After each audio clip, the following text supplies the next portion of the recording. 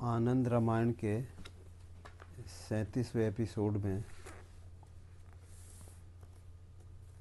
प्रारंभ करते हैं।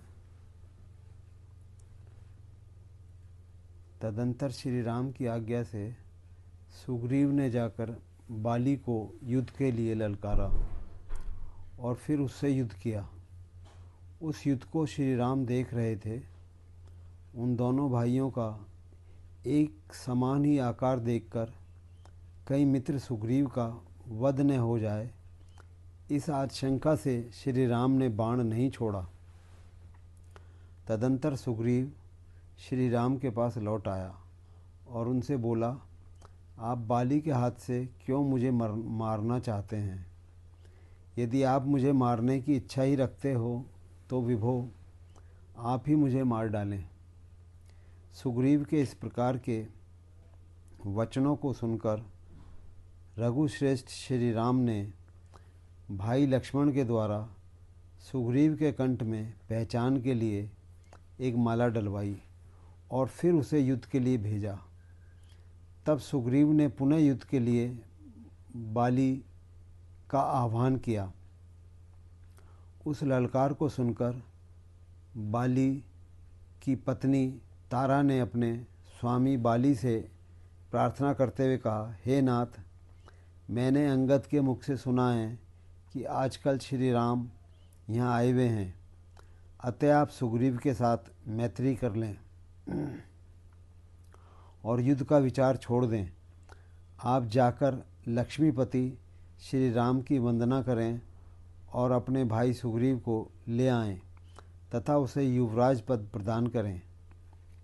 आप मेरे इस वचन को सुनकर उसका पालन करें। तारा का यह वचन सुनकर बाली उससे बोला, हे तारे, मैं श्री राम को अच्छी तरह जानता हूँ। वे साक्षात नारायण हैं और मानव जन्म लेकर अवतरित हुए हैं। उनके हाथों मेरी मृत्यु होगी तो मुझे परम पद प्राप्त होगा। तुम सुखपूर्वक रहो और सुग्रीव की सेवा करती रहो। हे प्रिय, देखो आज इसी कारण मेरे गले की माला भी न जाने कहाँ चली गई है। आज मैं श्री राम के बाण से युद्ध क्षेत्र में अवश्य ही मारा जाऊंगा। हे तारे, आज मैं धन्य हुआ हूँ कि आज मेरे माता पिता दोनों धन्य हैं, जो कि रणभूमि में मैं आज श्री राम के हाथों मृत्यु को प्राप्त होऊंगा।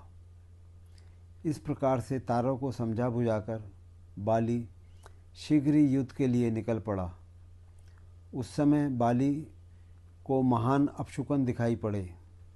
उन्हें देखकर भी उसे परम संतोष हुआ। बाली ने भाई सुग्रीव के साथ युद्ध करना प्रारंभ कर दिया। तदंतर श्री राम ने एक वृक्ष की ओट में छिपकर बाण के आघात से बाली को भूमि पर गिरा दिया। तदंतर तारा वहाँ आई और बाली के लिए शोक करने लगी।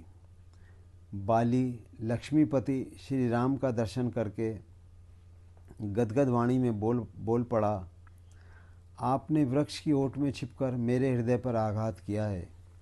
इससे आपका ये अपयश हो गया, किंतु मेरे लिए यह महान अबुद्धि की बात है। मैंने आपका क्या अपराध किया था जो आपने मुझे गिरा डाला? तब श्री राम बोले, हे बाली, तुमने भाई सुग्रीव की पत्नी रूमा को अपने घर में रखा है और तुम भाई को मारना भी चाहते हो। तुम्हारे इस दुराचरण को देखकर ही युद्ध में मैंने तुम्हें बाण मारा है। फिर भी हे कपीश्वर, तुम द्वापर युग के अंत में भील रूप से प्रभास क्षेत्र में अपने इस वैर का स्मरण करके मेरे पैर को बींधोगे। आज मेरे हाथों तुम्हारी मृत्यु होने के गौरव के कारण तुम जन्म जन्मांतर रहित उत्तम गति को प्राप्त होगे। तुम्हारी मुक्ति हो जाएगी। बाली बोला, यदि आप मेरे पास आए होते तो मैं आपको शीघ्र ही सीता के विषय में बताता और क्षण भर में ही रावण के यहाँ से सीता को लाकर आपको दे देता। रावण के द्वारा सुग्रीव को ही राजपद पर अभिषिक्त कराया। तदंतर श्री राम ने बरसात के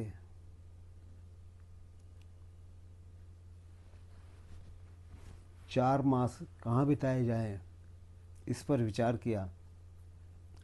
उन्होंने वहीं पर प्रवर्षण गिरी के उच्च शिखर पर स्फटिक मणि की प्रभा से प्रकाशमान तथा पत्रों एवं पुष्पों से समन्वित एक सुंदर गुहा को देखा।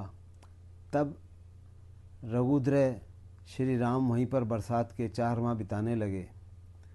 एक दिन की बात है, लक्ष्मण जब स्नान करने के अनंतर श्री राम के समीप आए तो उन्होंने श्री राम को सात्विक सीता से युक्त देखा। ज्यों ही लक्ष्मण ने उन्हें प्रणाम किया तो ही वे सद्गुणी सीता पति श्री राम के वाम भाग में विलीन हो गई। इस प्रकार उन दिनों भी श्री राम को सीता जी का वियोग नहीं हुआ।